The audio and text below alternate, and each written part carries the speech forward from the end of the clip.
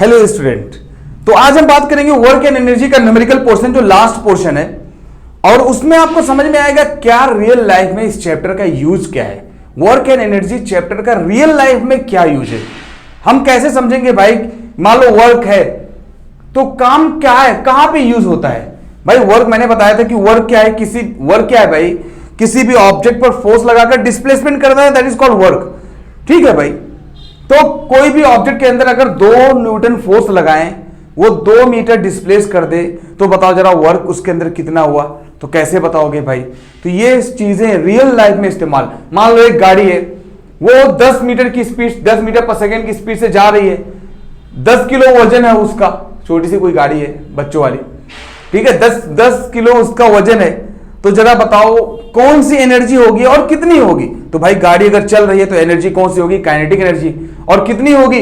तो आप क्या काम करोगे, काइनेटिक एनर्जी का फॉर्मूला लगाओगे भाई, 12 mv²।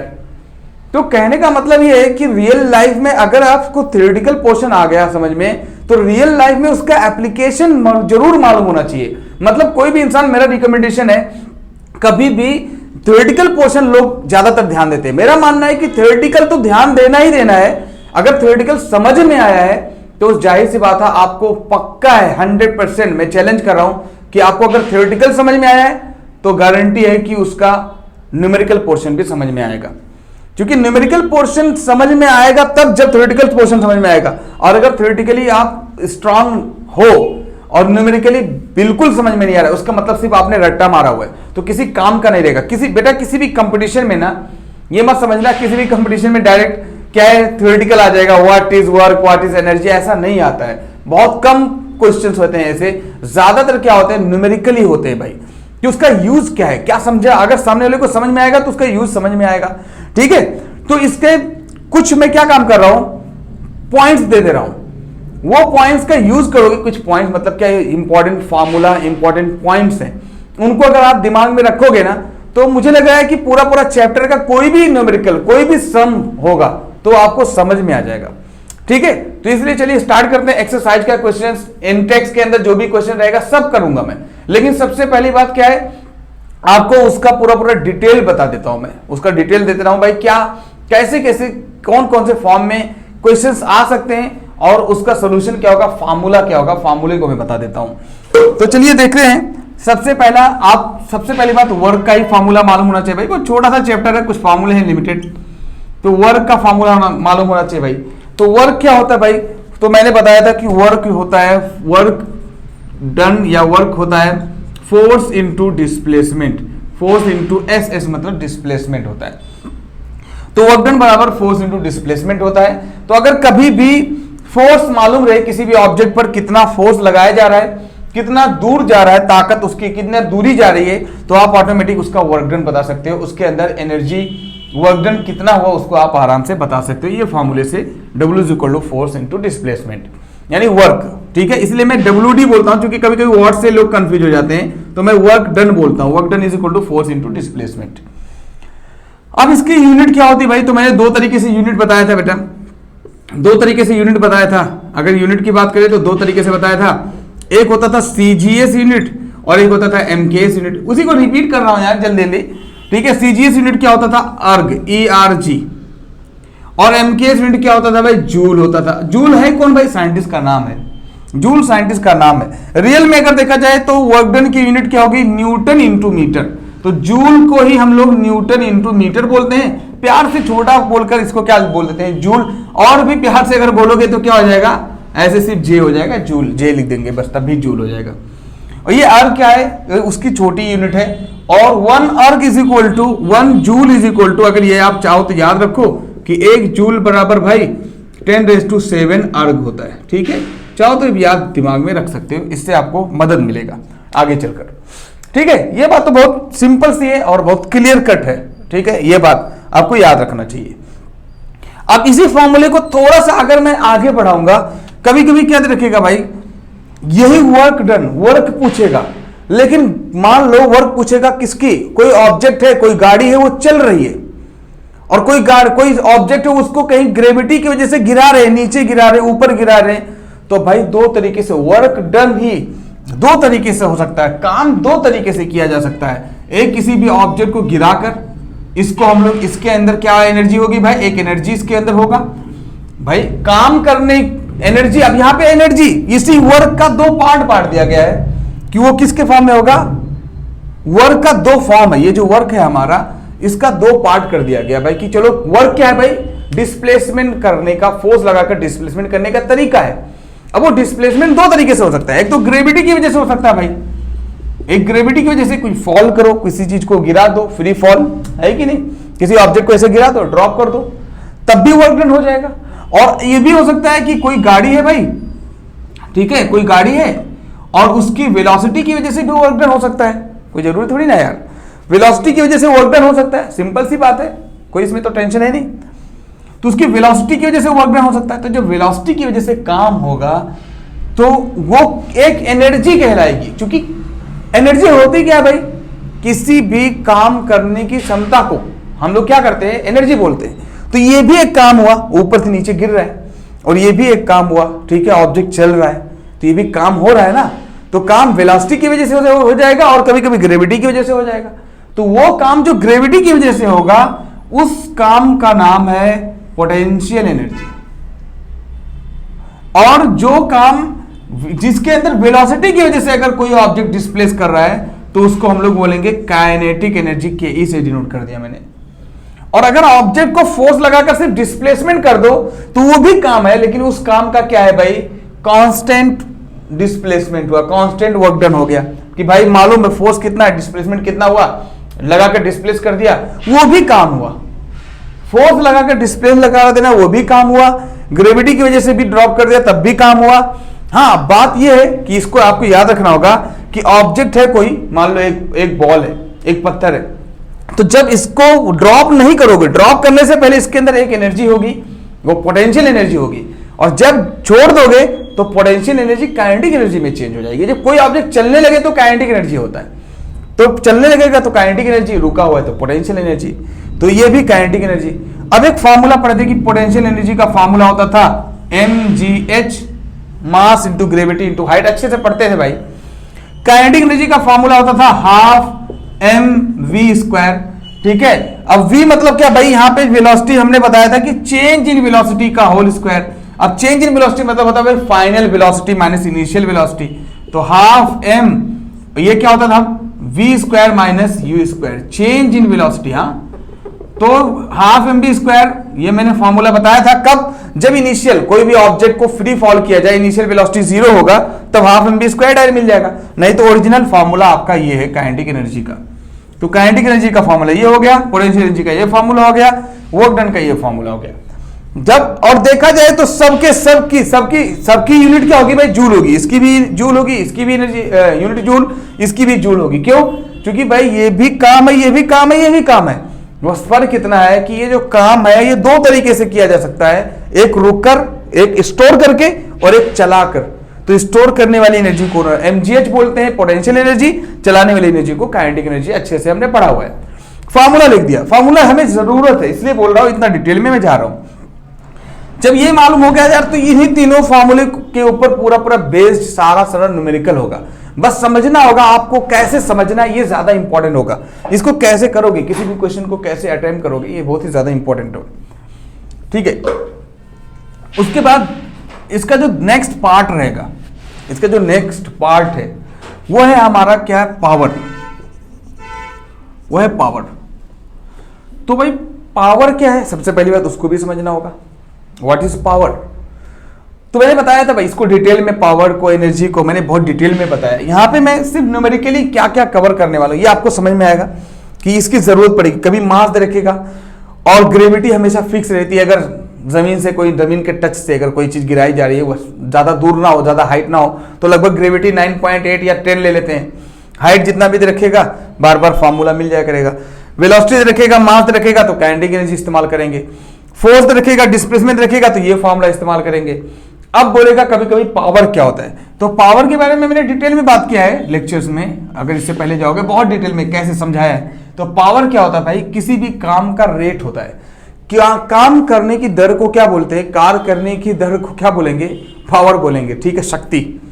तो पावर क्या होता है भाई, कितना काम, कितना वर्क डन, कितने टाइम में हो रहा है, दैट इज कॉल्ड पावर। तो work done divide by time is called power. तो आपको ये भी बहुत ज्यादा जरूरी आएगा, बहुत ज्यादा काम आएगा कि work done divide by time is called power. तो अब यहां पे क्या मदद मिलेगा भाई, बार बार वर्क डन का फॉर्मूला कौन सा हो सकता है। देखो वर्क डन का फॉर्मूला ये भी हो सकता है, वर्क डन का फॉर्मूला ये भी, देखो ये भी काम है, ये भी काम है, ये भी काम है, सब एनर्जी है। तो एनर्जी डिवाइड बाय टाइम ऐसे बोल सकते हो, वर्क डन ना बोलकर आप चाहो तो एनर्जी बोल सकते हो। तो एनर्जी डिवाइड बाय टाइम ही क्या होता है भाई, ये पावर होता है। तो एनर्जी और टाइम के रेशियो को हम लोग क्या बोलते हैं, पावर बोलते हैं। अब ये एनर्जी, ये भी एक एनर्जी है, क्योंकि इसी से तो फिर एनर्जी हुआ डेवलप ना। तो ये भी एनर्जी, ये भी एनर्जी, ये भी एनर्जी, कोई दिक्कत नहीं है, इस पर कोई ऑब्जेक्शन नहीं है, ठीक है। तो एनर्जी के रेट को ही हम लोग क्या बोलते हैं, पावर बोलते हैं।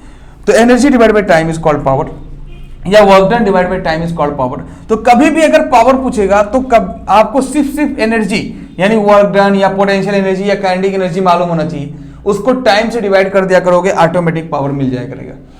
अब सवाल ये यार सोचोगे सर कौन सा एनर्जी कब इस्तेमाल करेंगे। अरे यार सिंपल सी बात है, जब क्वेश्चन के अंदर मास और हाइट दे रखेगा तो समझ जाना भाई ये वाला एनर्जी ले लेंगे।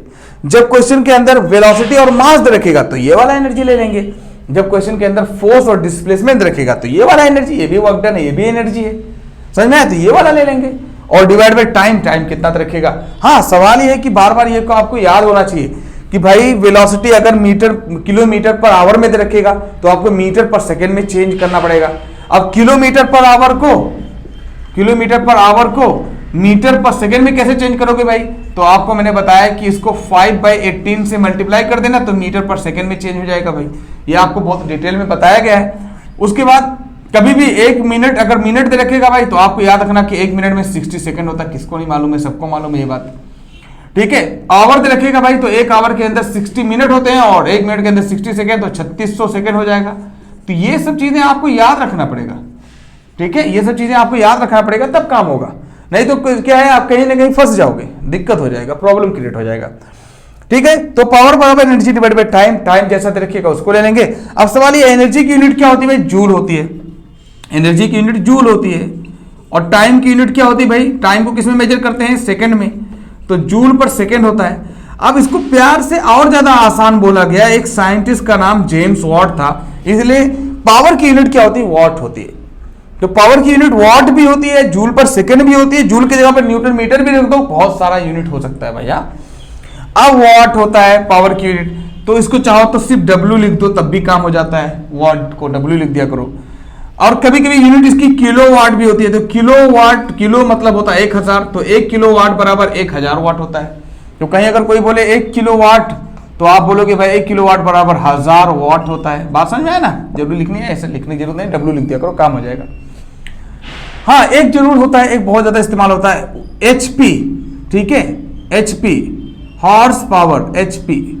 तो ये एचपी भी कभी कभी आ जाता है भाई कि 1 एचपी है, एक मोटर है जिसका जो कितना है 1 एचपी का है, तो 1 एचपी बोलेगा, तो एचपी मतलब हॉर्स पावर। एचपी मतलब क्या होता है भाई, हॉर्स पावर। उसको भी पावर को उसमें हॉर्स पावर में भी यूज करते हैं। कभी कभी किसी से पूछो मोटर कितना एचपी का है, तो बोलते हैं ना 2 एचपी का, 3 एचपी। जो एचपी एक बड़ी यूनिट है, तो 1 एचपी के अंदर कितना होता है भाई, 746 वाट होता है। तो एक हॉर्स पावर बड़ा यूनिट होता है। तो चाहो तो 1 किलोवाट, तो किलोवाट से छोटा होता है एचपी। तो 2 किलोवाट का इंजन है और कोई बोले 2 एचपी का इंजन है, तो कौन बड़ा भाई, किलोवाट वाला बड़ा, क्योंकि 1 किलो के अंदर 1000 वाट होता है और 1 एचपी के अंदर सिर्फ 746 होता है वाट। तो ये सब चीजें भी जरूरत पड़ेगा इसके अंदर समझने की, ठीक है। ये सब बेसिक चीजें हैं जिनको आपको बिल्कुल जानना ही पड़ेगा। अगर ये सब जान जाओगे तो इधर का उधर, उधर का इधर घुमाएगा, कुछ भी टेंशन नहीं रहेगा, सब कुछ आपको समझ में आ जाया करेगा। अब ये इतना हो गया भाई, इसका स्क्रीनशॉट ले लो यार, जस्ट क्लिक कर दो, काम खत्म, ठीक है। आगे बढ़ो, कोई जरूरी नहीं है बहुत ही ज्यादा टाइम पास करने की। उसके बाद देखो इसी का जो दूसरा पोर्शन होता है, मान लो ये आपको समझ में आ गया भाई पावर की यूनिट। अब कहीं कहीं एक जो बहुत ही ज्यादा फेमस है भाई, वो अक्सर एग्जाम में आता है, पक्का एक एग्जाम में आता ही आता है, वो है भाई यूनिट, ठीक है। जो आप इलेक्ट्रिसिटी, आपके घरों में जो इलेक्ट्रिसिटी का जो वो आता है, बिल आता है, वो किस में आता है भाई, 1 यूनिट, 2 यूनिट, यूनिट करके आता है। तो वो यूनिट होता कितना है, तो ये क्या है भाई, कॉमर्शियल यूनिट ऑफ इलेक्ट्रिसिटी या इलेक्ट्रिक एनर्जी। तो कॉमर्शियल यूनिट इलेक्ट्रिकल एनर्जी की क्या होती है, ये भी कभी कभी आता है। और ये पक्का एक क्वेश्चन इसका तो आता ही आता है भैया, इसको तो फिक्स करो, commercial unit of electric energy ऐसे लिख दिया, E electric energy, commercial unit of electric energy. ये बहुत ही ज्यादा आम बात है, ये बहुत ज्यादा आता है। तो कभी भी अगर कोई बोले electric energy, commercial unit of electric energy क्या होता है भाई, तो अगर कोई बोले एक यूनिट मतलब क्या, तो आप बोलोगे एक यूनिट बराबर 1 किलोवाट आवर। मतलब भाई अगर 1000 वाट का एक बल्ब 1 घंटा तक चले तो उसको 1 यूनिट बोलते हैं, बस सिंपल। हम मैंने बहुत डिटेल में पढ़ाया हुआ है इसको, 1 किलो यूनिट आवर को डिटेल में पढ़ाया हुआ है, commercial unit of electric energy, ठीक है, उसको डिटेल में मैंने बताया हुआ है। लेकिन ऐसे फिर से मैं आपको रिपीट कर रहा हूं, 1 यूनिट बराबर 1 किलोवाट आवर। अब देखो किलोवाट इंटू आवर, तो अगर देखा जाए किलोवाट, 1 किलोवाट के अंदर 1000 वाट होता है, 1000 यहां पे वाट लिख दिया, W मतलब वाट। और 1 आवर के अंदर आपको कुछ देर पहले ही अभी देखो ना लिखा हुआ है, 1 आवर के अंदर 3600 सेकेंड होते भाई, तो इंटू 1 आवर के अंदर 3600 सेकेंड हो गए, ठीक है। तो अब बताओ जरा, इसको मल्टीप्लाई कर दो तो 36 और 1 2 3 4 5 5 0, 1 2 3 4 5 5 0 और वाट इंटू सेकेंड हो जाएगा। ये ऐसे वाट इंटू सेकेंड लिख सकते हो। अब अगर इसको चाहो तो डेसिमल के फॉर्म लिख सकते हो, 1 2 3 4 5 6, तो 3.6 इंटू कितना हमने डेसिमल लगाया 6 के बाद, तो 10⁶ पावर कर सकते हैं, वाट इंटू सेकेंड। बेटा ये वाट इंटू सेकेंड में ना देखा जाए तो देखो मैं बताओ आपको क्या है, देखो यही से खुद सामने है आपके, पावर बराबर work done divide by time या एनर्जी डिवाइड बाय टाइम होता है। यहां मिटा दूं, अभी देखो आपको समझ में आएगा, सिर्फ धोखा है। हाँ, पावर बराबर energy divide by time. Energy की यूनिट क्या होती है भाई, जूल। एनर्जी की यूनिट क्या होती है, जूल।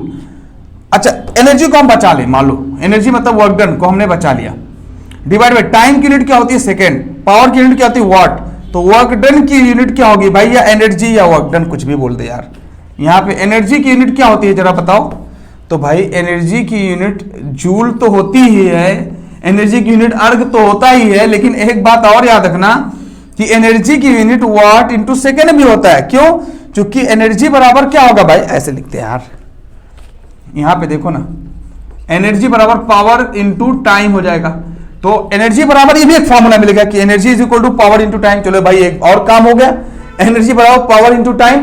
तो कभी भी commercial unit of electric energy बोलेगा तो electric energy is equal to power into time होता है। और पावर की यूनिट देखो जरा भाई क्या होती है भाई, वाट, और टाइम की यूनिट क्या होती है, सेकंड। तो चाहे वाट सेकंड बोलो, चाहे आप प्यार से जूल बोल दो, एक ही बात है, वाट सेकंड चाहे, क्योंकि एनर्जी है ना भाई, तो एनर्जी की यूनिट तो जूल तो आपको रटा हुआ है, लेकिन वाट सेकंड भी होता है, ये जान लो आज से। तो देखो ना, वाट सेकंड मतलब जूल होता है। तो कहीं कहीं आपके बुक में लिखा रहेगा कि 1 यूनिट बराबर कितना होता है, 1 यूनिट बोले या 1 किलोवाट आवर बोले, तो आप समझ जाना 3.6 इंटू 10⁶ जूल होता है। रटे है ना, ये सिर्फ दिमाग में रखना। ये सब अगर दिमाग में रख रहे हो तो फिर खेल है। अब आप सोचोगे सर क्वेश्चन में अगर वाट में रखेगा तब किलोवाट में कैसे चेंज करोगे, तो कभी भी वाट को किलोवाट में चेंज करने के लिए 1000 से डिवाइड कर दोगे। देखो छोटी छोटी बातें हैं भाई, लेकिन ये पूरा पूरा समझ लो, इतना ये आ गया तो पूरा क्वेश्चन देखना ना, इसको करना परसों देखने के बाद फिर क्वेश्चन देखना, पूरा समझ में आ ही जाएगा, कुछ बचेगा ही नहीं। तो इसमें देखो अगर देखा जाए तो एनर्जी की यूनिट अगर यहां पे अगर ओवरऑल देखा जाए, ओवरऑल अगर यहां पे देखोगे तो सबसे ज्यादा इंपॉर्टेंट क्या है भाई, देखो तो आपको ये पता चला, मैं ये बोला था कि कभी भी किलोवाट को अगर वाट में चेंज करना है तो 1000 से मल्टीप्लाई कर दो बस, क्योंकि 1 किलोवाट बराबर 1000 वाट, तो 1000 से मल्टीप्लाई कर दो बस, बन गया 1000 वाट। लेकिन वाट को अगर किलोवाट में चेंज करना है तो 1000 से डिवाइड कर देना। तो मान लो 1 वाट बराबर कितना किलोवाट, तो कभी भी 1000 से डिवाइड कर दोगे तो किलोवाट आ जाएगा, ठीक है। तो वाट को किलोवाट में बनाने के लिए 1000 से डिवाइड कर दोगे, लेकिन किलोवाट को वाट में मल्टीप्लाई करने के लिए, निकालने के लिए 1000 से मल्टीप्लाई कर दोगे। बहुत छोटी छोटी सी बातें हैं जिनको आपको जानना चाहिए। ओके, उसके बाद आप क्या काम करेंगे, हम लोग पूरा डिटेल में न्यूमेरिकल जो भी आपके बुक में है, पूरा बुक में जो भी न्यूमेरिकल है, जितने क्वेश्चन है उसको डिटेल में पूरा पढ़ने वाले हैं, ठीक है। ओके, तो चलिए स्टार्ट करते हैं इंटेक्स का क्वेश्चन। ये इसको रहने दे रहे हैं, इसको मिटाएंगे नहीं, क्योंकि इसमें जो भी जैसा इस्तेमाल होता रहेगा ना वैसे मैं बताता रहूंगा पूरा आपको, कहीं ना कहीं मिटा के आपको काम मेरा होता रहेगा। इतने ही से देखोगा, ये आपको स्क्रीनशॉट ले लो, इससे मुझे लग रहा है पूरा जो भी है ना न्यूमेरिकल जो भी क्वेश्चन है इसके अंदर ही पूरा आ जाएगा। हाँ, एक क्वेश्चन छूट गया था यार, मैं ये बोल रहा था, आप खुद बताओ, अगरचे डिस्प्लेसमेंट 0 रहेगा तो वर्क डन क्या रहेगा भाई, खुद बताओ। 0 रहेगा। अबे डिस्प्लेसमेंट अगर किसी ऑब्जेक्ट का 0 रहेगा तो वर्क डन ऑटोमेटिक 0 रहेगा ना, क्योंकि वर्क डन बराबर फोर्स इनटू डिस्प्लेसमेंट होता है भाई। तो कभी डिस्प्लेसमेंट कब, अब डिस्प्लेसमेंट बोलो सर डिस्प्लेसमेंट क्या है सर, अरे यार मैंने डिस्टेंस और डिस्प्लेसमेंट पहला चैप्टर के अंदर ही मैंने बताया था, डिस्टेंस डिस्प्लेसमेंट के अंदर क्या रिलेशन है भाई, बताया था कि नहीं बताया था। वेलोसिटी स्पीड के अंदर क्या फर्क होता है, डिस्प्लेसमेंट अगर 0 है तो डिस्प्लेसमेंट कब रहेगा 0, जब कोई ऑब्जेक्ट जहां से चले फिर से वहीं से वापस आ जाए तो डिस्प्लेसमेंट 0 बोलते हैं। तो साइक्लिक प्रोसेस के लिए डिस्प्लेसमेंट 0 होगा, और जब डिस्प्लेसमेंट 0 होगा तो जाहिर सी बात है वर्क डन कभी भी क्या रहेगा भाई, 0 रहेगा। तो ऐसे भी क्वेश्चंस बहुत आते हैं। एक बात और मैं आपको बता दूं, काम के होने के लिए सबसे पहली बात क्या है भाई, डिस्प्लेस होना चाहिए ऑब्जेक्ट को। तो अगर हॉरिजॉन्टली वर्टिकली अगर किसी ऑब्जेक्ट को ऐसे दबाओगे तो क्या काम होगा भाई, वर्टिकली अगर किसी ऑब्जेक्ट को ऐसे आप दबा रहे हो सिर्फ, तो क्या काम होगा, क्या ऑब्जेक्ट मूव करेगा। तो कभी भी वर्टिकली कोई ऑब्जेक्ट अगर दबाया जाएगा तो कभी भी वर्क डन क्या होगा भाई, जल्दी बोलो 0 होगा। लेकिन अगर ऑब्जेक्ट पर फोर्स हॉरिजॉन्टली लगाया जाएगा तो भाई मूव करने की उम्मीद है। तो अगर हॉरिजॉन्टली फोर्स लगाओगे तब तो वर्क डन हो सकता है, मूव करेगा तभी वर्क डन होगा, लेकिन वर्टिकली फोर्स लगाओगे तो किसी भी काम का नहीं रहेगा। ये वर्टिकली फोर्स किसी काम का नहीं रहेगा, जो हॉरिजॉन्टल फोर्स होता है वो किसी काम का रहेगा, ठीक है। तो ये भी जरूरत पड़ेगा आपको क्वेश्चंस करने में।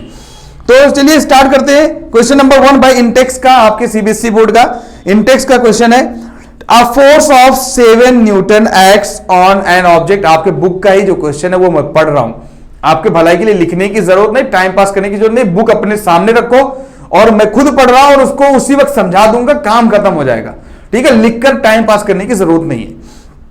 A force of 7 Newton acts on an object, the displacement is से 8 meter in the direction of the force. Let us take that the force acts on the object throughout the displacement. What is the work done in the case? ठीक है, क्या बोल रहा है भाई, simple सी बात ये बोल रहा है कि कोई ऑब्जेक्ट है उस पर 7 न्यूटन का फोर्स लगाकर 8 मीटर डिस्प्लेस कर रहे हैं। क्या करें भाई, ऐसे बताऊंगा, लिखने की जरूरत नहीं पड़ेगी। 7 न्यूटन का फोर्स लगाकर 8 मीटर डिस्प्लेसमेंट कर रहे हैं। डिस्प्लेसमेंट फोर्स दोनों चीज दे रखा है, ये देखा 7, ये दे रखा 8। तो जरा बताओ वर्क डन कितना होगा, 7 और 8 कितना होता है, 7 8 जा 56। वर्क डन की यूनिट क्या होती है भाई, जूल, 56 जूल। काहे को टाइम पास करवा रहे हो, 56 जूल हो गया ना, इसमें क्या टाइम पास करे यार। तो आप अगर आप बोलोगे सर इसको ऐसे लिख देंगे क्या, ऐसे काम हो जाएगा क्या, फिर ठीक है एक क्वेश्चन इधर बता दे रहे यार लिखकर, यहां पे बता दूं क्या, इधर कभी भी आप बोलोगे क्या दे रखा है, तो सबसे पहले गिवन डेटा भाई, गिवन डेटा क्या दे रखा है, क्या दे रखा है भाई गिवन डेटा, तो आप लिख दोगे भाई फोर्स दे रखा है, क्या फोर्स दे रखा है 7 न्यूटन, 7 न्यूटन। डिस्प्लेसमेंट दे रखा है कितना भाई 8 मीटर। तो बोल रहा है क्या, फाइंड क्या करने के लिए बोल रहा है, फाइंड बोल रहा है क्या भाई, वर्क डन कितना होगा। तो वर्क डन पूछ रहा है क्या होगा वर्क डन। तो आप जानते हो ऐसे लिखना, फार्मूला क्या होगा, फार्मूला भाई, फार्मूला क्या होगा, फार्मूला क्या होता है, work done is equal to force into displacement, है कि नहीं, फोर्स इंटू डिस्प्लेसमेंट।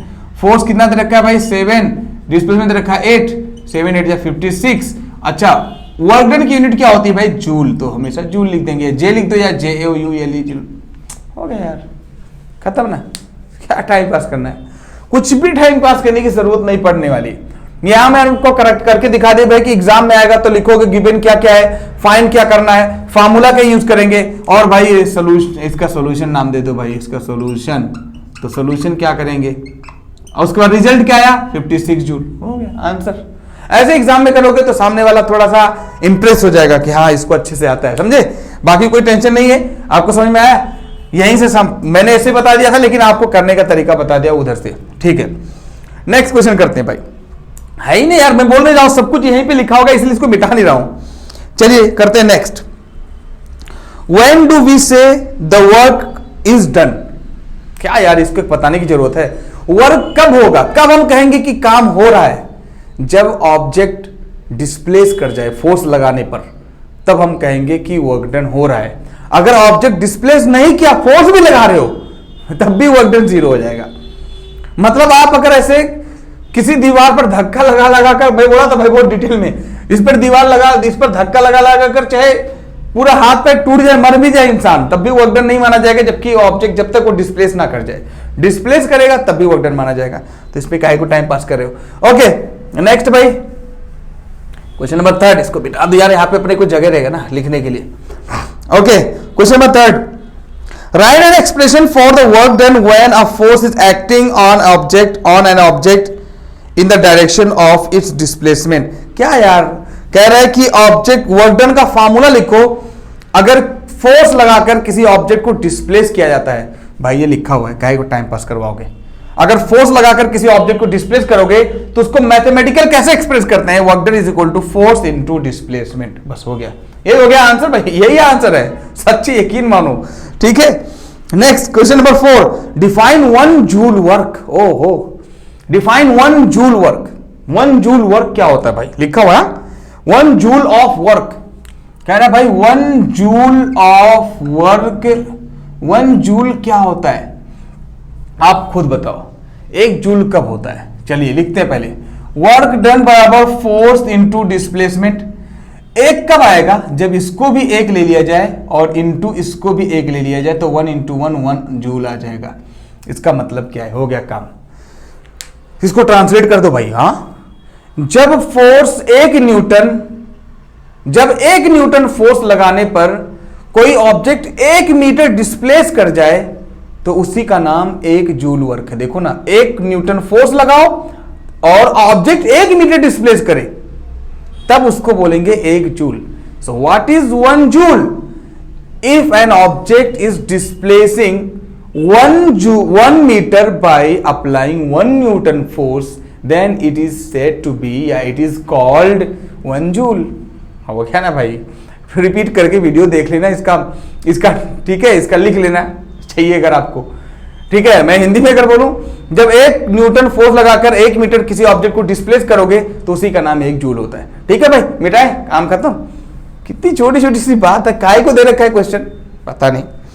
चलिए next question number 5, a pair of bullets, ठीक है, एक्सर्ट्स अ फोर्स। बुलक्स मतलब क्या बोलते हैं उसका, अरे भाई जो घोड़ों का पूरा, या क्या बोलते हैं, जो जानवरों का पूरा एक झुंड होता है, ठीक है, क्या बोलते हैं उसको यार हिंदी में, बुल होते हैं ना जो भैंसे, ठीक है, उसका पूरा एक झुंड है और फोर्स लगाया जा रहा है 140 न्यूटन का, ठीक है, ऑन अ प्लग। तो अच्छा वो देखो बैल जो होते हैं ना, बैल, तो एक प्लग होता था जो क्या है, जो जिससे क्या होता है, खेतों का जो है कल्टीवेशन करते हैं। तो 140 न्यूटन का भाई, 140 न्यूटन का जो है फोर्स, 2 बैल है, पेयर है, ठीक है, 140 न्यूटन का फोर्स उनसे डेवलप किया जा रहा है, ठीक है, किसमें भाई, जमीन के अंदर। तो फोर्स दे रखा है, कहने का मतलब ये है वो कोई भी है, लेकिन कुल मिलाकर फोर्स दे रखा है। The field being plugged in is 15 meter long. तो कह रहा है भाई ठीक है, ट्रैक्टर आजकल बैल नहीं इस्तेमाल होता है, नहीं देखे होगे आप लोग, शायद देखे हो, गाँव में इस्तेमाल होता है, लेकिन बहुत रेयर गाँव में इस्तेमाल होता होगा। आजकल ट्रैक्टर है, तो ट्रैक्टर मान लो एक ट्रैक्टर है, वो 140 न्यूटन फोर्स लगा रहा है, उसका जो प्लग होता है, जो हल होता है, जिससे वो कल्टीवेशन करता है, खुदाई करता है, तो 140 न्यूटन का फोर्स लगा रहा है। और 140 न्यूटन का फोर्स कितने दूर तक लगाया भाई, कहां तक गया, देखो यहां पे दे रखा है 15 मीटर लॉन्ग, तो फोर्स दे रखा है 140 और दूर कितना जा रहा है, 15 मीटर। अच्छा एक बात बताओ, फोर्स दे रखा हो, डिस्प्लेसमेंट हो रहा हो, कौन सा फार्मूला लगाएंगे? तो वैसे पता चलेगा वर्क डन पूछ रहा होगा तो फार्मूला यही लगाएंगे, है कि नहीं? तो हाउ मच वर्क डन, ठीक है भाई, कह रहा है हाउ मच वर्क डन, तो फोर्स दे रखा हो, डिस्प्लेसमेंट दे रखा हो, यही फार्मूला लगाएंगे भाई। तो वर्क डन बराबर फोर्स इंटू डिस्प्लेसमेंट, फोर्स दे रखा है 140 और डिस्प्लेसमेंट दे रखा है 15 और 140 मल्टीप्लाई कर देना, कितना आ जाएगा भाई? 15 140 कितना आ जाएगा भाई?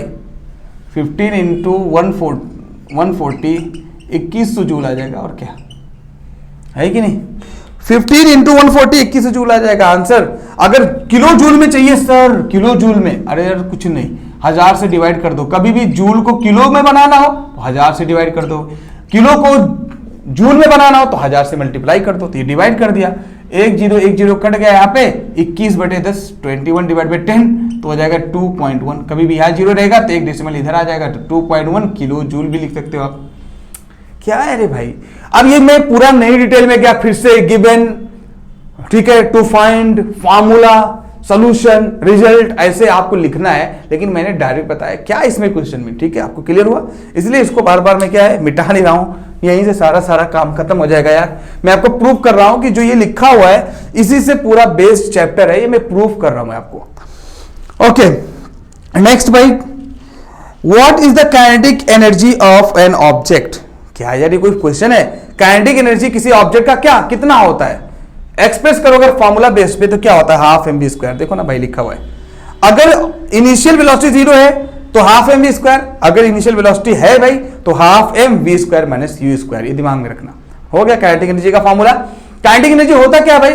किसी भी ऑब्जेक्ट के मूव करने की किसी भी ऑब्जेक्ट के वेलोसिटी की वजह से जो एनर्जी होती है, किसी भी ऑब्जेक्ट के वेलोसिटी, चलने के, उसके स्पीड की वजह से जो एनर्जी होती है उसको हम काइनेटिक एनर्जी बोलते हैं। मतलब चलने वाली एनर्जी, मोशन की वजह से एनर्जी होती है काइनेटिक एनर्जी।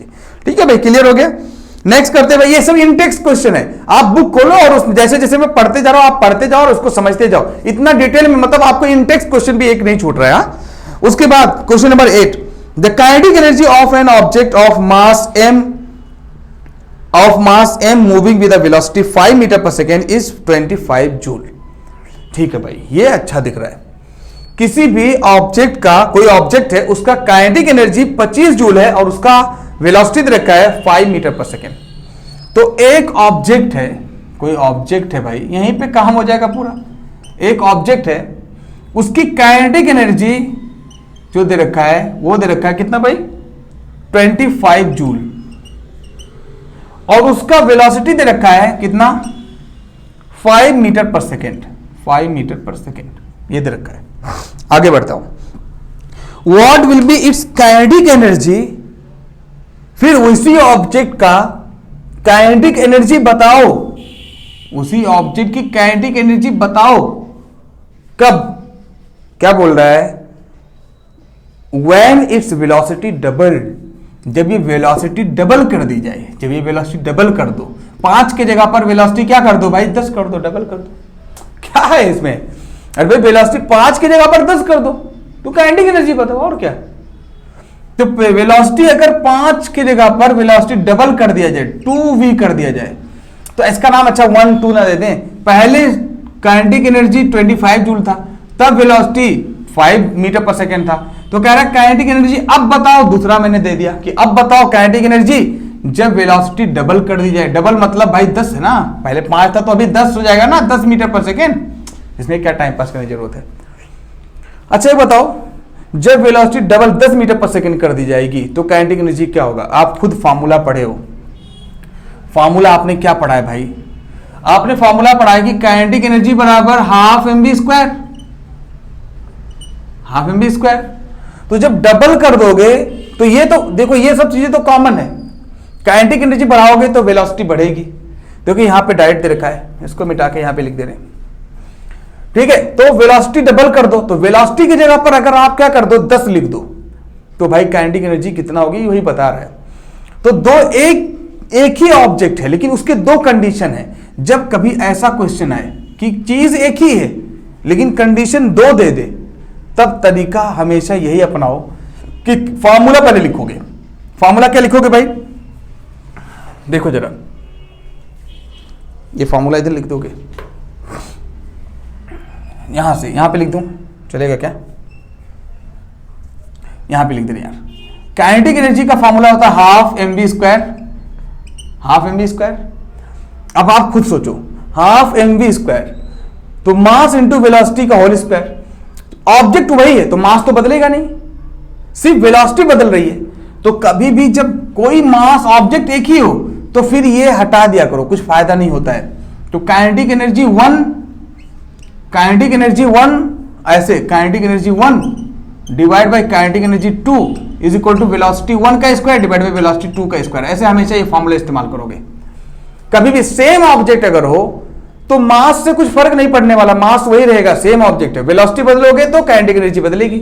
तो अब देखो, काइनेटिक एनर्जी अगर पहले 25 थी तब वेलोसिटी 5 था, तो अगर काइनेटिक एनर्जी अभी कितना होगा अगर वेलोसिटी 10 कर दिया जाए, 10 कर दिया जाए भाई, तो इसके जगह पर 10 कर दिया जाए तो कितना होगा। तो काइनेटिक एनर्जी 1 पहले वाला दे रखा है, तो यहां इसका नाम 1 दे दो, आप इसका नाम 1 दे दो भाई, इसका नाम 2 दे दो, बस ठीक है। जगह नहीं है यार, यहाँ पे लिख दूं, चल भाई इसी को इस्तेमाल कर दे रहा हूं मैं काइनेटिक एनर्जी का यहाँ पे। तो kinetic energy 1 divide by kinetic energy 2 is equal to velocity 1 का स्क्वायर डिवाइड बाय वेलोसिटी 2 का स्क्वायर। अब काइनेटिक एनर्जी 1 आपको कितना दे रखा था भाई, 25 जूल। ऐसे कभी भी ये बात क्लियर कर लो कि अगर ऑब्जेक्ट एक ही हो, चीज वही है, तो मास तो बदलेगा नहीं।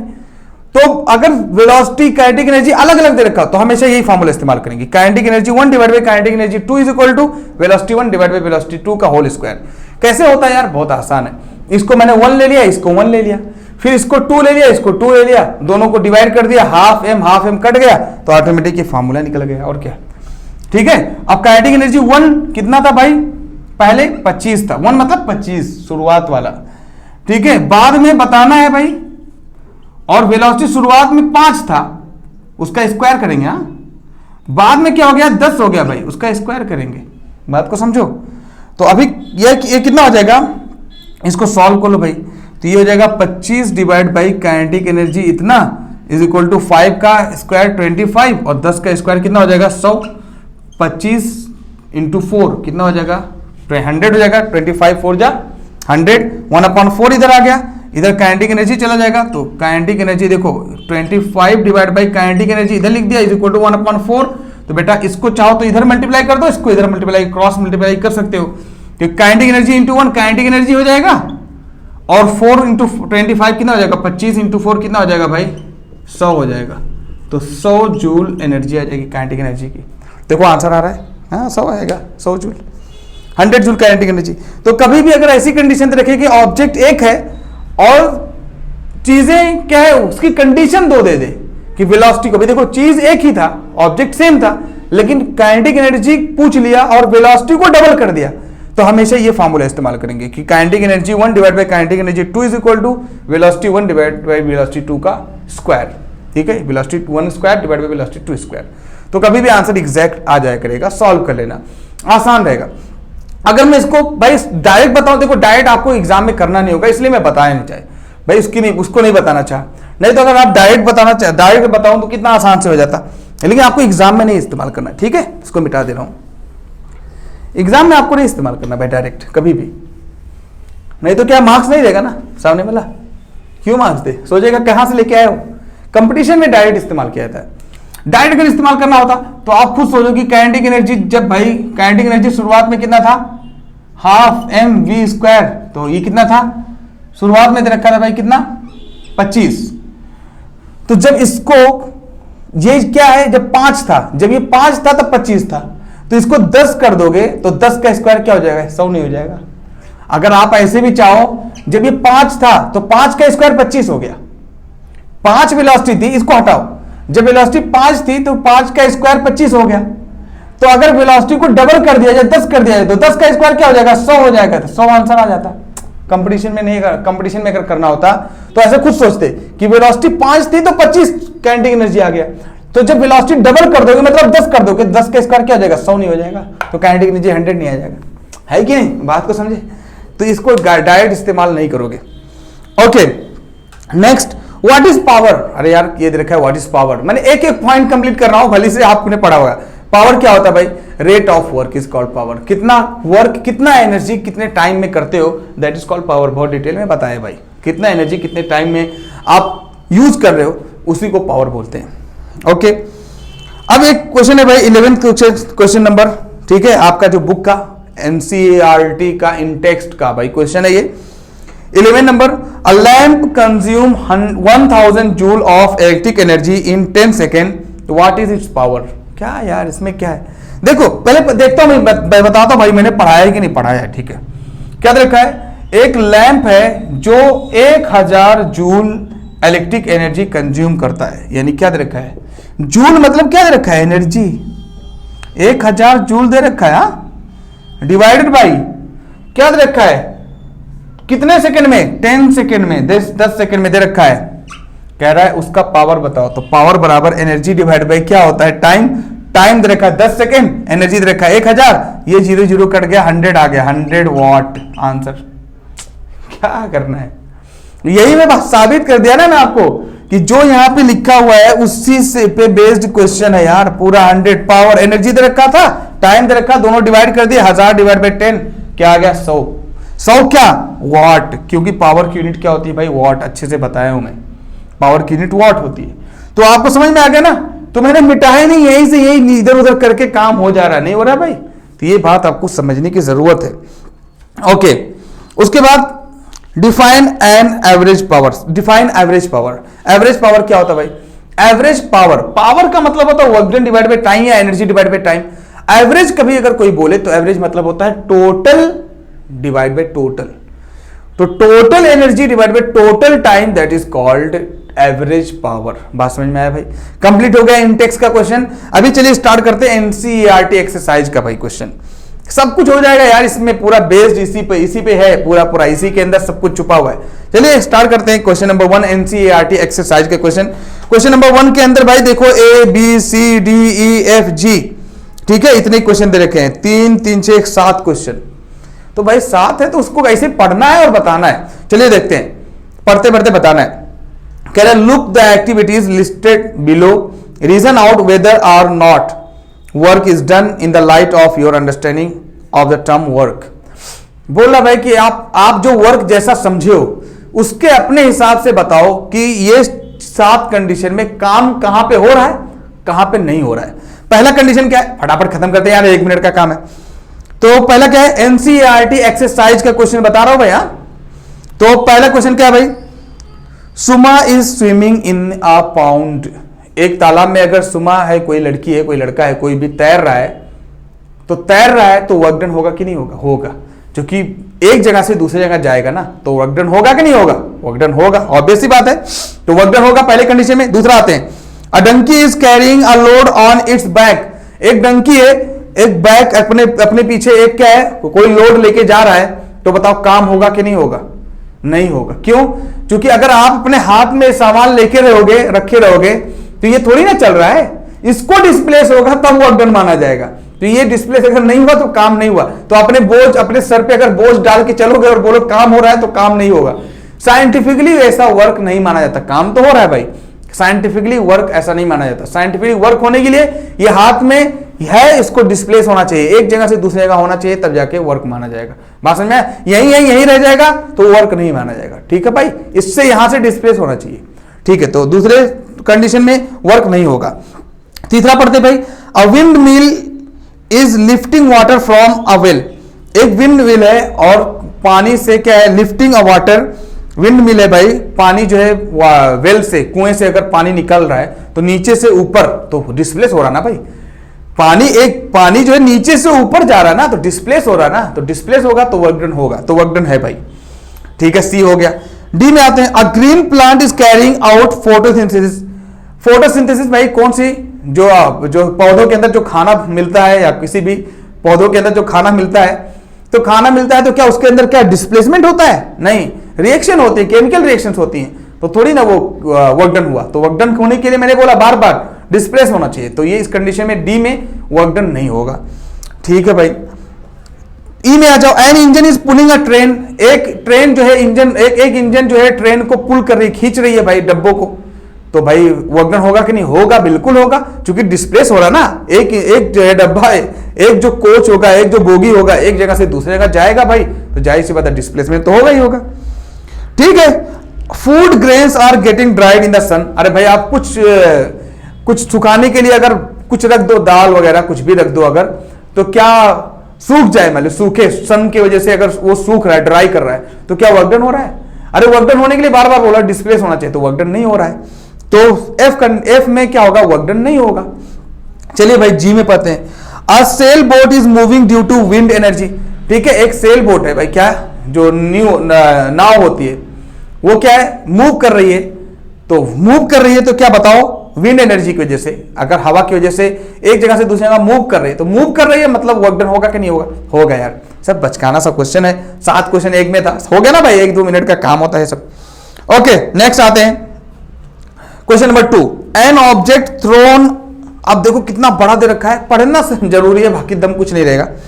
N object thrown at a certain angle to the ground moves in a curved path and falls back to the ground.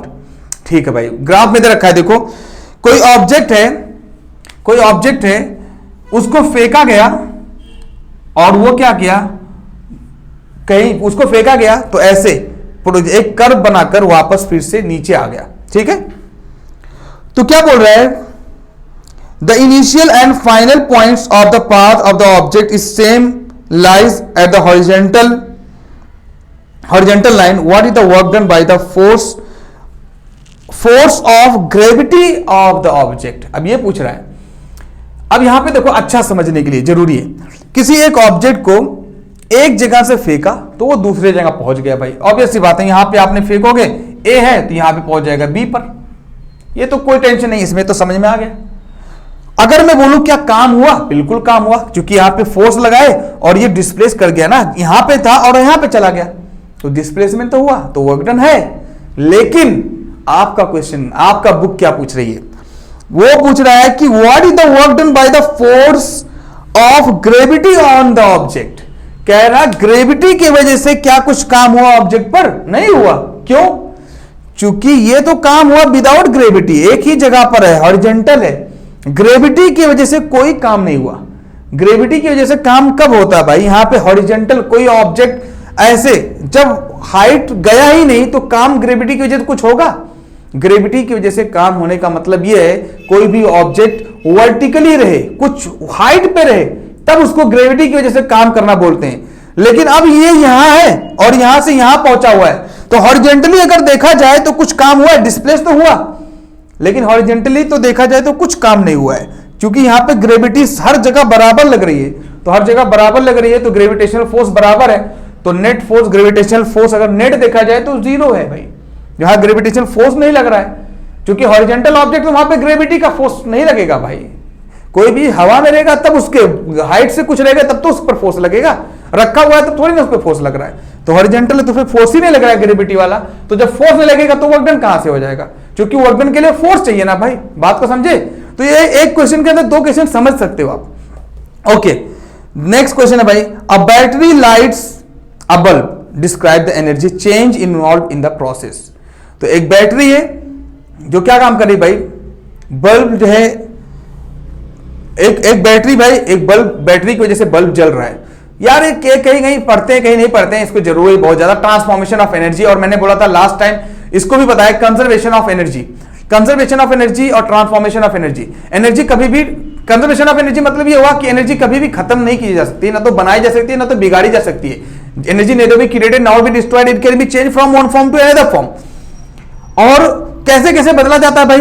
मान लो बैटरी है तो बैटरी के अंदर केमिकल होता है, उस केमिकल से इलेक्ट्रिक एनर्जी होती है, और वो इलेक्ट्रिक एनर्जी किसमें चेंज होती है भाई? देखो ना, देखो ना यार, इलेक्ट्रिक एनर्जी किसमें चेंज हो रही है भाई? हीट एनर्जी में। देखो ना, स्वेटिंग वेटिंग हो रहा है। ओके भाई, खत्म हो गया।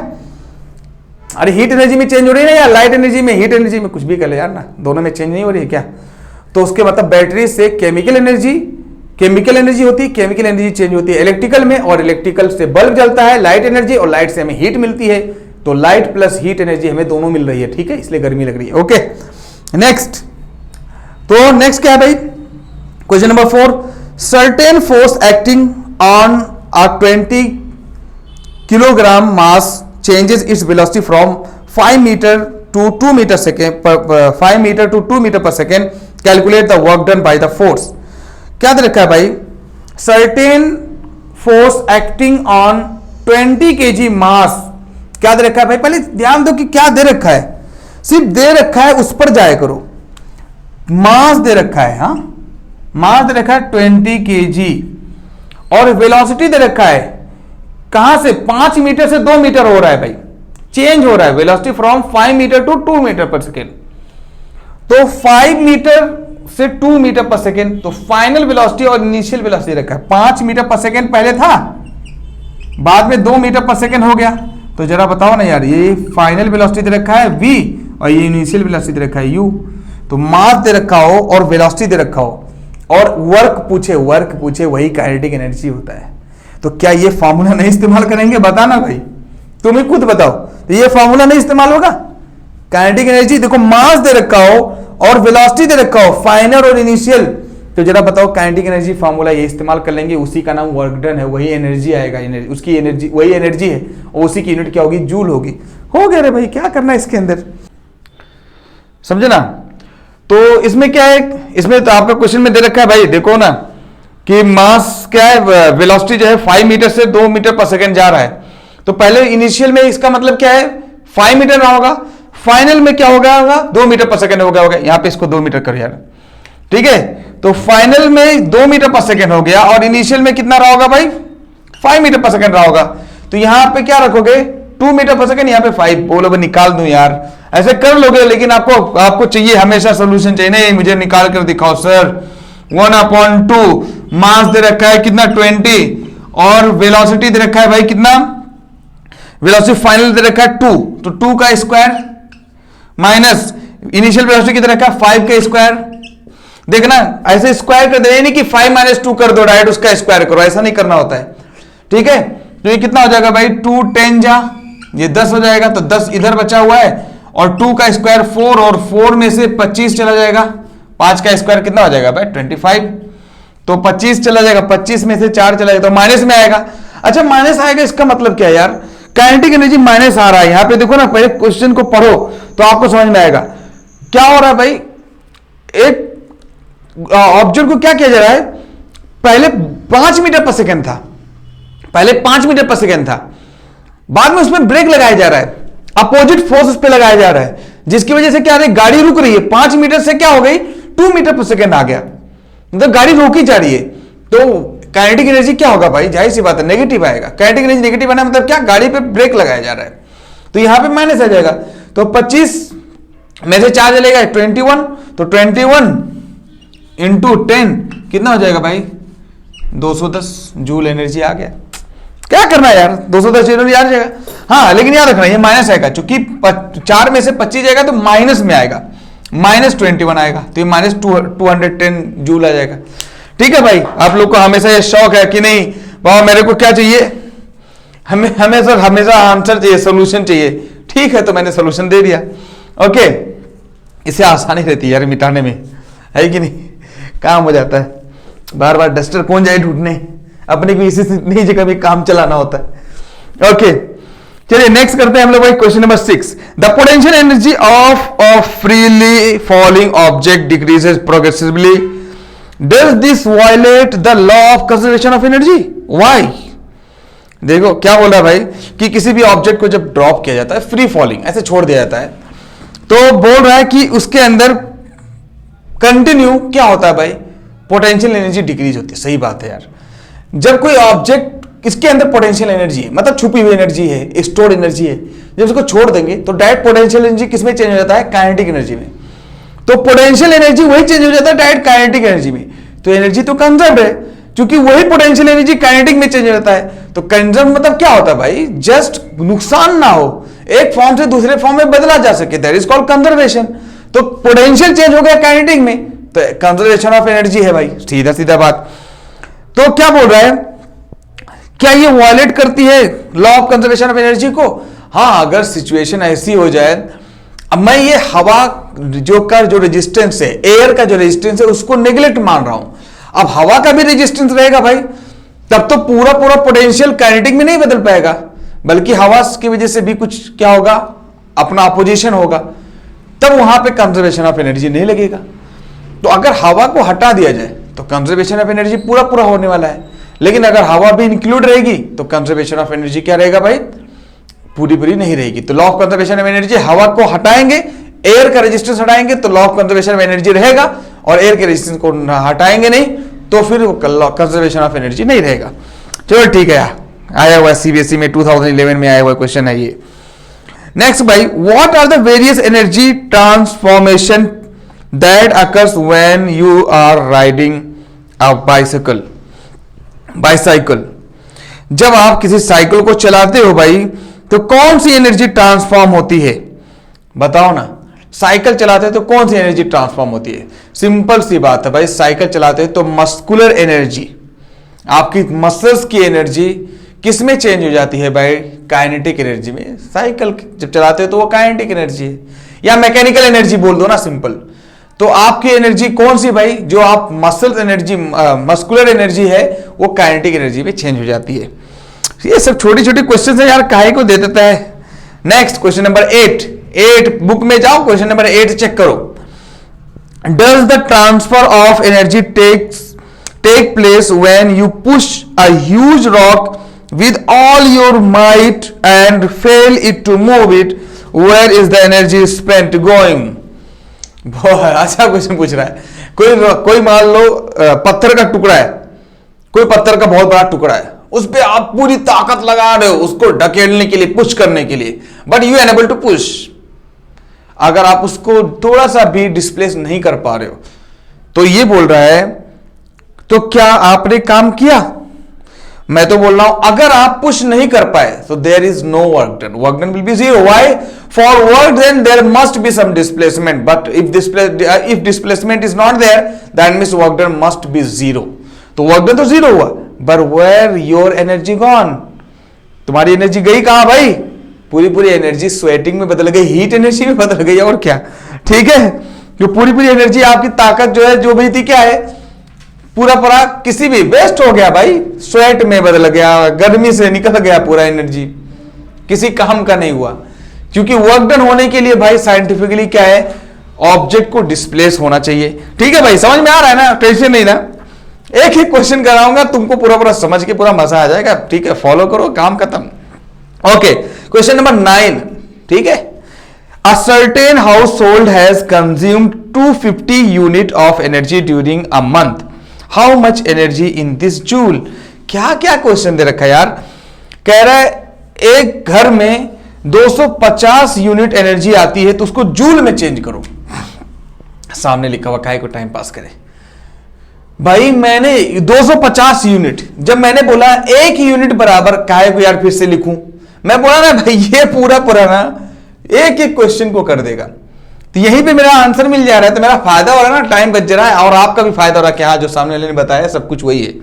देखना भाई, मैंने खुद बताया कि 1 यूनिट बराबर 1 किलोवाट आवर, और 1 किलोवाट आवर बराबर होता है 3.6 इंटू 10⁶ वॉट सेकेंड, या जूल बोल दो, 3.6 इंटू 10⁶ जूल। अब एक बात बता भाई, 1 यूनिट बराबर इतना तो दे रखा है, 250 यूनिट्स बराबर कितना, तो ये 250 इधर मल्टीप्लाई कर देंगे ना, तो 250 से अगर मल्टीप्लाई इसको कर दिया जाए तो आंसर नहीं आ जाए भाई। भाई 1 यूनिट बराबर इतना, तो 2 यूनिट बराबर 2 किलोवाट आवर, 3 यूनिट बराबर 3 किलोवाट आवर, तो 250 यूनिट्स बराबर 250 किलोवाट आवर। तो 1 यूनिट में 3.6 इंटू 10⁶ जूल होता है, तो 250 में 250 से मल्टीप्लाई कर देना, यहीं से लिख दो 250 इंटू 3.6 इंटू 10⁶ जूल, है कि नहीं। अब 3.6 को 250 से मल्टीप्लाई कर दो, काम खत्म हो जाएगा, है कि नहीं। तो 250 मतलब क्या, ये 36 हो जाएगा यार, है कि नहीं। पॉइंट कट जाएगा, 25 को 36 से मल्टीप्लाई कर देना, तो जो भी आएगा वो आंसर आ जाएगा। कितना आ जाएगा भाई, 9। आंसर आपकी बुक में जो दे रखा है उसकी मैं बात कर रहा हूं, 9 इंटू 10⁸ जूल, तो 9 इंटू 10⁸ जूल आ जाएगा भाई। अब आपको समझ में आ गया ना, इसमें कुछ करना नहीं है यार, सब कुछ दे रखा है। हिंट कुछ तो खुद पे भी कर किया करो कि पूरा पूरा भरोसे पे 100% रहोगे। बोलो भाई नहीं आया, नहीं समझ में आया, प्रॉब्लम है तो बताओ। ठीक है, next question number 10। An object of mass 40 kg is raised to a height of 5 meter above the ground, what is the potential energy. क्या है यार, सब क्वेश्चन है, मैं बोला हर जगह लिखा होगा। ये देखो यहां पे आ जाऊं, क्या है भाई, क्या 50 किलो का एक ऑब्जेक्ट है, ठीक है भाई, मास दे रखा है 50 kg। ओके, कह रहा है 5 मीटर तक उसको उठाया जा रहा है, मतलब हाइट 5 मीटर दे दिया। कह रहा है पोटेंशियल एनर्जी क्या होगा? काय को टाइम पास कर रहे हो, बताओ ना। Potential energy is equal to what? mgh, सामने लिखा है भाई। m दे रखा है 50, g दे रखा है 10 मान लो यार, लगभग 9.8 होता है, मैं 10 लेता आसानी के लिए। h कितना है भाई? 5 मीटर, तो कितना हो जाएगा? 50, 5 10 50, 50 इंटू 50 कितना हो जाएगा? 225, 2500 हो जाएगा ना भाई। 50 इंटू 50 कितना हो जाएगा? 5 5 जा 25, 2500 जूल एनर्जी है। टाइम पास काय को करें, ठीक है भाई। 2500 आ गया, मैंने क्या माना? 2500 ऐसे माना है, 2500। बात समझ में आया ना? m इंटू जी इंटू एच ऐसे करके ले लिया। अच्छा सॉरी, आपके बुक में कोई दिक्कत नहीं यार, मैंने यहां 50 लिख दिया, आपके बुक में 40 है पापा, कोई टेंशन लेने की जरूरत नहीं है। आपके बुक में ये 40 दे रखा है, तो 40 रखोगे तो भाई कोई दिक्कत नहीं है यार। अब वही आपकी आदत है, नहीं तो कोई दिक्कत नहीं, यहाँ पे 40 लिख देते। और आप चाहे 9.8 लिखो, चाहे मैंने 10 ले लिया है, आसानी के लिए लिया है 10। आपको एग्जैक्ट मैच करना होगा भाई तो 9.8 ले लेना, ठीक है। तो ये कितना हो जाएगा? 50 और 40 कितना हो जाएगा? 2000 हो जाएगा, तो 2000 जूल आ जाएगा। अगर 9.8 लोगे थोड़ा कम आएगा, और क्या। तो ये 2000 जूल आ गया। अब उसके बाद आगे क्या बोल रहा है? जैसा बोले वैसा करते रहना है। If object is allowed to fall, find its kinetic energy when it is half way down. कह रहा काइनेटिक एनर्जी बताओ, ये पोटेंशियल एनर्जी, उसके अंदर छुपा हुआ एनर्जी। जब ये चलने लगेगा तो काइनेटिक एनर्जी हो जाएगा। तो कह रहा है काइनेटिक एनर्जी बताओ जब वो क्या है? हाफ वे डाउन हो। तो काइनेटिक एनर्जी बताना है जब ये आधा दूरी पहुंच चुका हो। तो भाई आधा है, तो काइनेटिक एनर्जी, अब पोटेंशियल एनर्जी इसके पास 2000 था मान लो, तो जैसे जैसे हाइट कम होती जाएगी वैसे वैसे टोटल एनर्जी, ये डायरेक्ट पोटेंशियल एनर्जी काइनेटिक में चेंज होगा। तो जब काइनेटिक एनर्जी क्या बोल रहा है? आधा दूरी जब पहुंच जाए तब काइनेटिक एनर्जी क्या बोल रहा है? हाफ। तो काइनेटिक एनर्जी भी क्या हो जाएगा? हाफ हो जाएगा। अरे भाई आधी दूरी पर, इतनी पूरी दूरी पर मान लो 2000 आ गया इसके पास एनर्जी।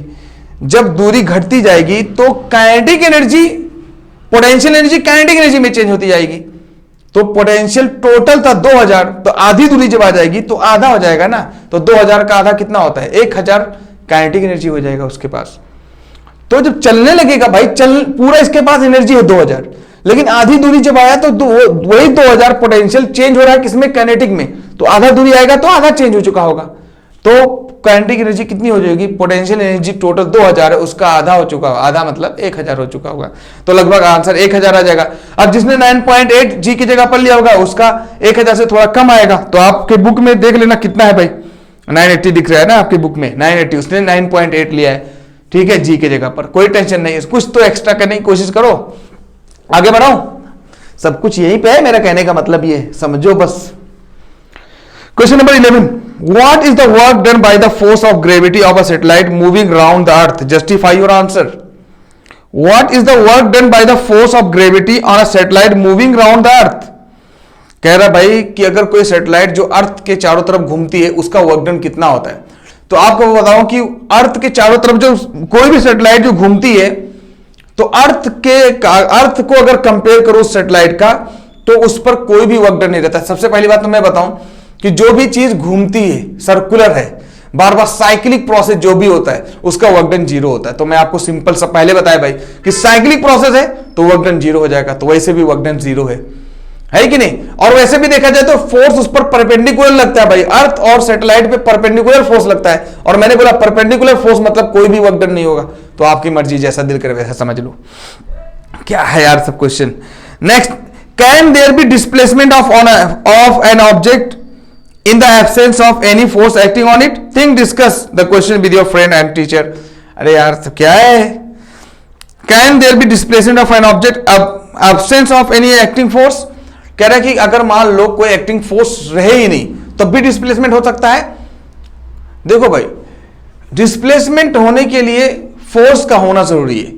अब अगर फोर्स एब्सेंट होना मतलब क्या भाई, कि अगर फोर्स इक्वल रहे, फोर्स क्या रहे, इक्वल फोर्स लगे, तो कभी भी हम उसको बोल सकते हैं कि फोर्स क्या है, जीरो है।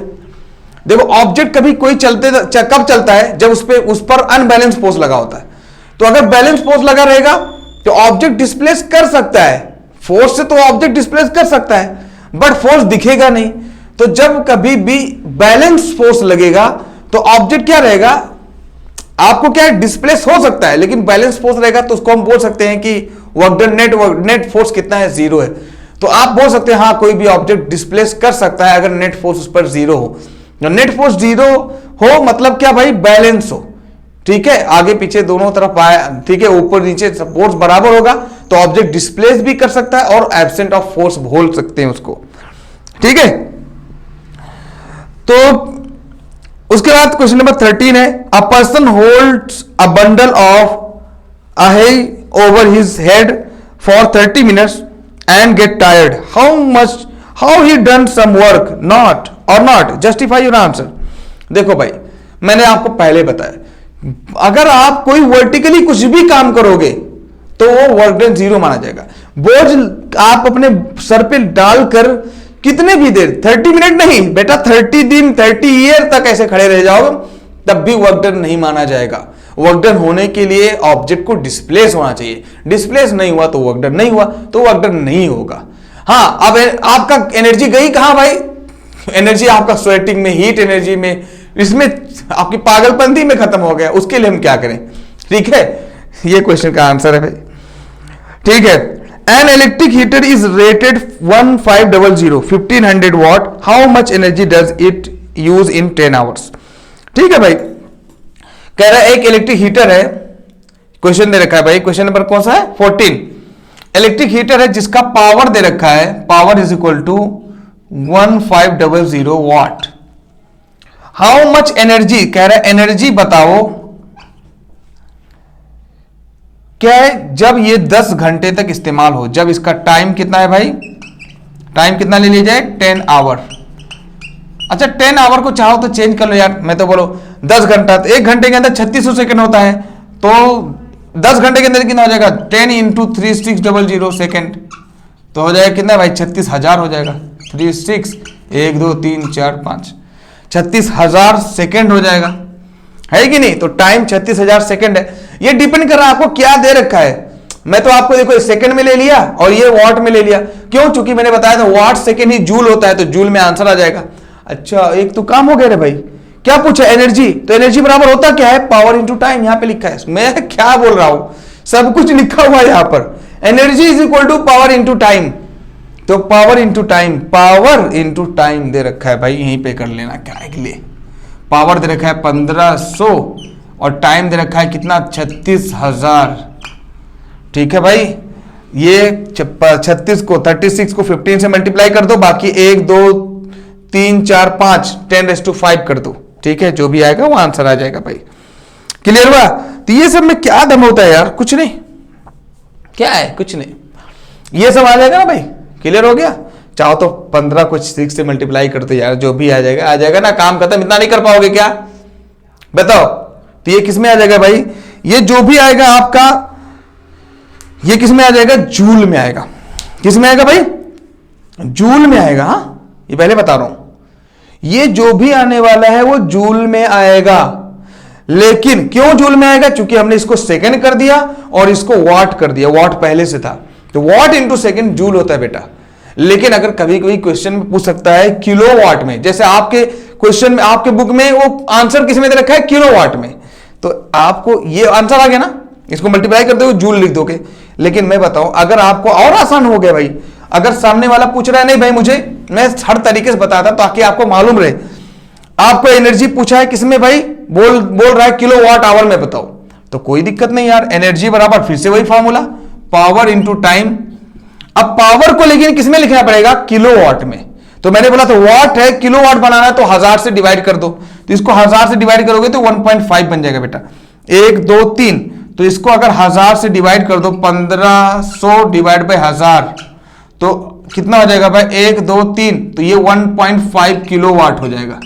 कभी भी जितना जीरो नीचे रहता है उतना पॉइंट ऐसे लेफ्ट साइड से क्या है, राइट साइड से लेफ्ट साइड की तरफ आओ, उतना पॉइंट लगा दो, तो 1.5 किलोवाट हो गया। अब ये किलोवाट हो गया या आवर हो गया, मल्टीप्लाई कर दो, तो पावर हो गया 1.5 और आवर कितना हो गया भाई 10, हो गया 15 किलोवाट आवर। जिसको शौक लग रहा नहीं सर मुझे किलोवाट आवर नहीं लिखा, बेटा यूनिट लिख दो ना, किलोवाट आवर को ही तो यूनिट बोलते हैं। तो 15 यूनिट आ गया आंसर। अब बोलेगा ये भी हो सकता था सर, क्वेश्चन में दे सकता था कि बताओ कितना एक यूनिट का दाम अगर 10 रुपए है तो कितना रुपए आएगा, तो 15 इंटू 10 कर देते, 15 इंटू 10 150 रुपए आ जाता। ठीक है, रेट 150 रुपए आपका इलेक्ट्रिक बिल आ जाता, रुपए में चेंज करना था। कितना आसान है यार जमाना। अब आपको समझ में आ रहा है ना, जो आपने पढ़ा हुआ है सिर्फ उससे काम नहीं होने वाला, उसका यूज होना चाहिए। जब यूज कहां है, यही है एप्लीकेशन। न्यूमेरिकल सबसे बड़ा हिस्सा होता है, जिसको न्यूमेरिकल आ रहा है उसके मतलब चाहे सम्स जिसको आ रहा है, एक्सरसाइज के क्वेश्चंस कर ले रहे हो, मतलब तब मान सकता हूं मैं कि हाँ आपके अंदर काबिलियत है, आपको चैप्टर समझ में आया है, नहीं तो किसी काम का चैप्टर नहीं है। ठीक है, ये थ्योरेटिकली तो सबको रटकर आ जाता है कि नहीं? तो रट्टू तोता वाला नहीं कहानी बनना बाबा, रट्टू नहीं बनना है।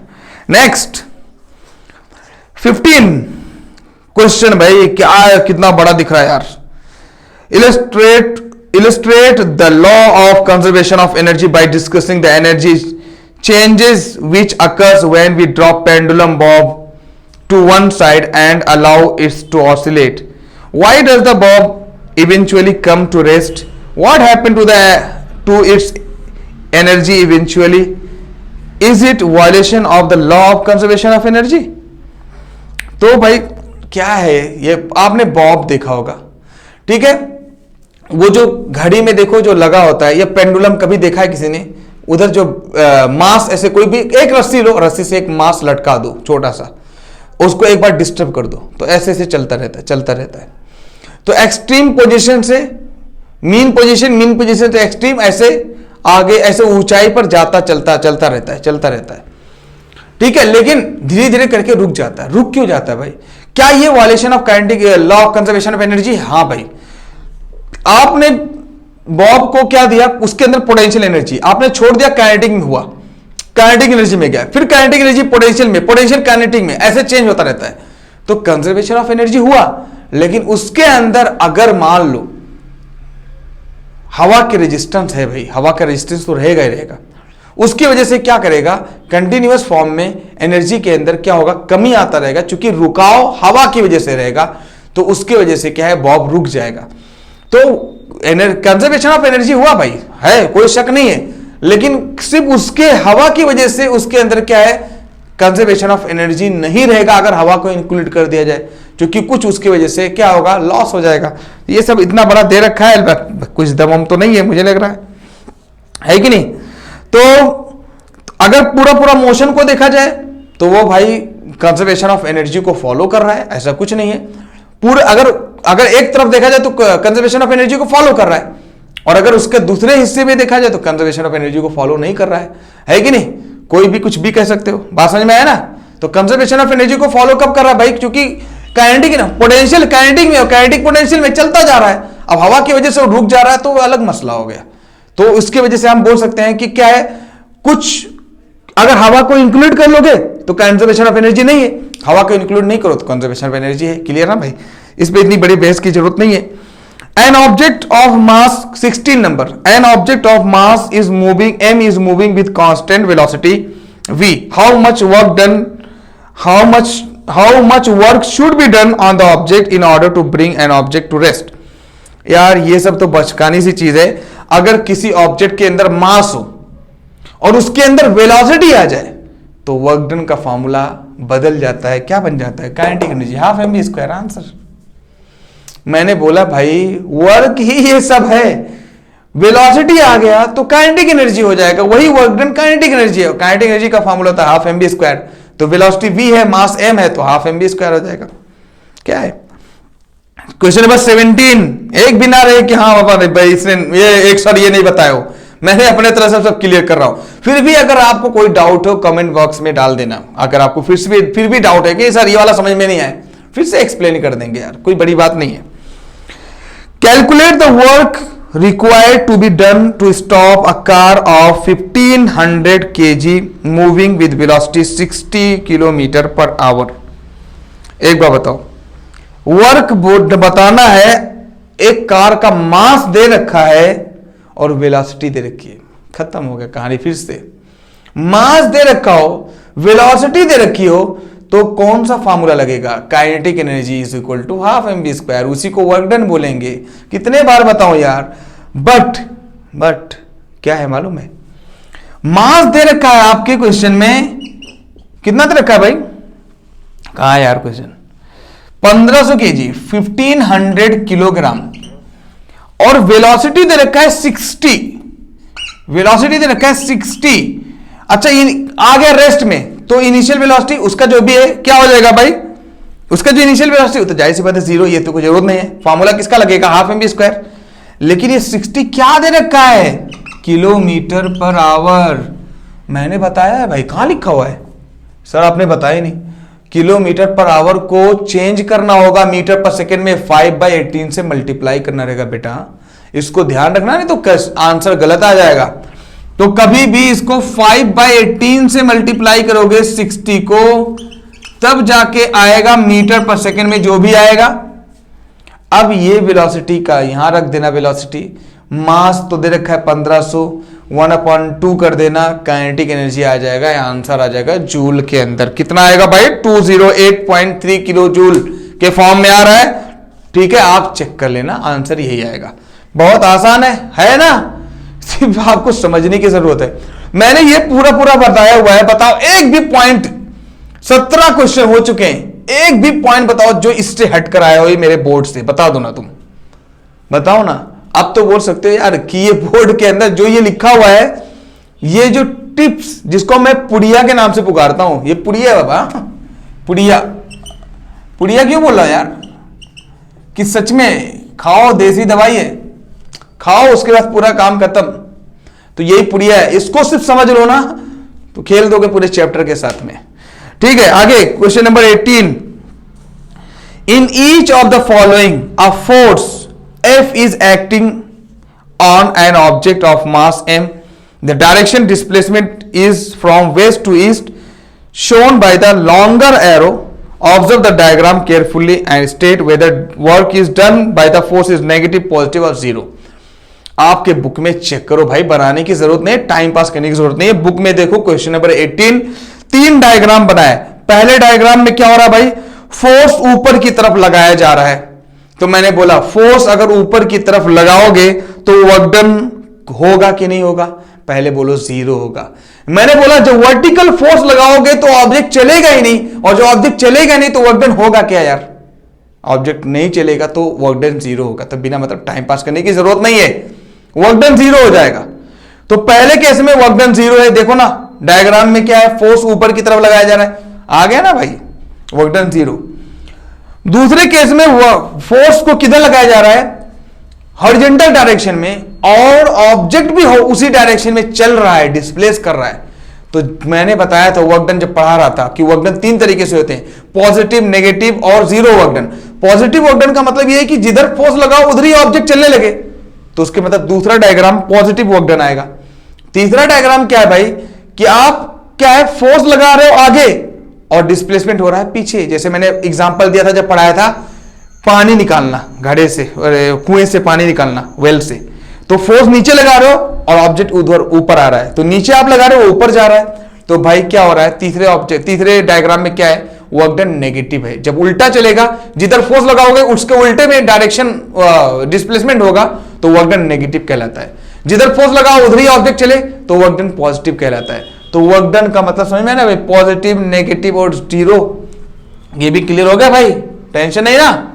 ठीक है, नेक्स्ट चल भाई, next question number 19। Soni says that acceleration in the object could be 0 even when several forces are acting on it. Do you agree with her? Why? भाई यही तो बोल रहे हैं कि क्या अगर कोई ऑब्जेक्ट के अंदर फोर्स, रिजल्टेंट फोर्स 0 हो जाए तो ऑब्जेक्ट एक्सेलरेट करेगा? बिल्कुल करता है। अगर किसी ऑब्जेक्ट के अंदर नेट फोर्स 0 कर दिया जाए, ठीक है, रिजल्टेंट फोर्स अगर 0 कर दिया जाए तो तब भी ऑब्जेक्ट क्या है? एक्सेलरेट कर सकता है। तो रिजल्टेंट फोर्स 0 हो सकता है, रिजल्टेंट फोर्स, चारों तरफ फोर्स इक्वल हो तो रिजल्टेंट फोर्स 0 हो गया, तब भी ऑब्जेक्ट एक्सेलरेट करता है, ऐसा कुछ नहीं है। यूनिफॉर्म मोशन में ऐसे ही तो होता है, रिजल्टेंट फोर्स जीरो हो जाता है, लेकिन ऑब्जेक्ट तो चल रहा है ना, उसके अंदर वेलोसिटी तो होती है ना भाई, उसके अंदर एक्सीलरेशन भी होता है, बट कांस्टेंट होता है, कोई दिक्कत नहीं है। Question number 20, find the energy in kilowatt hour consumed in 10 hour by 4 devices of power 50 watt. क्या इसमें दे रखा है 50 वॉट का एक, अब देखो फिर से बोल रहा हूं, कहां का क्वेश्चन यार, क्या दे रखा है, एनर्जी बताना है। तो एनर्जी का फॉर्मूला मैंने बताया भाई, एनर्जी बराबर क्या, पावर इंटू टाइम। एक बार बताओ किसमें बताना भाई, किलोवाट आवर। सर डर गया, किलोवाट आवर। अब किलोवाट आवर तो देखो ना क्या दे रखा है, 50 वॉट दे रखा है, तो पावर दे रखा है 50 वॉट। मिला दूं इसको, क्या है, पावर दे रखा है 500 वॉट। मैंने बोला वॉट को आवर, वॉट को किलो वाट में चेंज करने लिए 1000 से डिवाइड कर दो, तो 1000 से 500 वॉट को 1000 से डिवाइड करोगे बेटा तो किलो वॉट में निकल जाएगा। तो 1 2 3, तो यहां पे भी 1 2 3, तो 0.5 किलो वाट बन जाएगा। तो पावर मिल गया 0.5 किलो वाट, और टाइम भी दे रखा है, टाइम दे रखा है 10 घंटे, तो ये तो पहले से आवर में है। तो कितना बन जाएगा भाई, पावर दे रखा है 0.5 और टाइम दे रखा है 10, कितना हो गया भाई 5। ये देखो ये जीरो क्या है, इसको पॉइंट को राइट साइड में शिफ्ट कर देता है, तो ये हो जाएगा 5 क्या मिल गया भाई, किलो वाट आवर। और इसी को हम लोग क्या बोलते हैं, 5 किलो वाट आवर के यूनिट बोलते हैं, 5 यूनिट आंसर आ गया। कुछ भी है ही नहीं, क्या बताओ ना यार, मतलब यहां से कहां जाना पड़ रहा है, बताओ ना, तुम ही बताओ। पूरा खत्म हो गया भाई, लास्ट क्वेश्चन है, थैंक्स गॉड, लास्ट क्वेश्चन 21। ठीक है, तो ये कितना हो गया भाई, हाँ अब ये तो हो गया भाई 5 किलो वाट आवर, लेकिन कितना यहां पे, फाइंड द एनर्जी इन, और क्या है, कितने डिवाइस है, 4 डिवाइस थे भाई, तो ये एक डिवाइस का आ गया, तो 4 डिवाइस रहेगा तो 20 यूनिट आ जाएगा ना। अरे यार एक बल्ब, 4 बल्ब लगे हुए हैं, तो एक बल्ब का 5 यूनिट आ गया, तो 4 बल्ब जल रहे हैं, तो 4 बल्ब का 5 5 5 20 यूनिट नहीं आ जाएगा, तो 20 किलो वाट आवर नहीं आ जाएगा। तो for 4 devices answer will be 20 unit या 20 किलो वाट आवर। ठीक है भाई, नहीं बोलो सर आपने 5 किलो वाट आवर, बुक में सर 20 आ रहा है, आप गलत पढ़ा रहे हो। नहीं बाबा गलत नहीं पढ़ा रहे, आपकी समझ की गलत है, उसको सही करो। ठीक है, यहीं से सब खत्म हो गया, आगे बढ़ते हैं। लास्ट क्वेश्चन, एक एक क्वेश्चन कराए हुआ। Last question, a freely falling object eventually stops on reaching the ground, what happens to its kinetic energy. तो कह रहा भाई कोई भी फ्रीली ऑब्जेक्ट अगर होता है, वो डायरेक्ट क्या करता है, जब नीचे गिरता है तो क्या है, रुक जाता है। तो कह रहा काइनेटिक एनर्जी के अंदर क्या होता है भाई, तो काइनेटिक एनर्जी किस फॉर्म में चेंज हो जाता है। तो जब कोई ऑब्जेक्ट को ऐसे गिरा दो ऊपर से नीचे, तो काइनेटिक एनर्जी फिर क्या होता है, तो कोई टेंशन नहीं यार, देखो एनर्जी कभी भी बदलेगा सिर्फ। तो काइनेटिक एनर्जी ऐसे आया, गिरा, धमाम, आवाज आया, तो आवाज आया मतलब कौन सी एनर्जी, साउंड एनर्जी। तो वो जो काइनेटिक एनर्जी होती है वो साउंड एनर्जी में चेंज हो जाता है, हीट एनर्जी में चेंज हो जाता है, ठीक है, पोटेंशियल एनर्जी में चेंज हो जाता है, उसके अंदर एनर्जी आ जाती है, जो रुक गया तो पोटेंशियल एनर्जी आ गया, तो इन सब एनर्जी में चेंज हो जाता है। बात समझ में आया भाई, क्लियर। तो मैंने एक एक क्वेश्चन चुन चुन कर खत्म कर दिया। ठीक है, थैंक यू वेरी मच। फिर नेक्स्ट लेक्चर में नए जोन्स के साथ मिलेंगे। ठीक है, तब तक के लिए थैंक यू वेरी मच।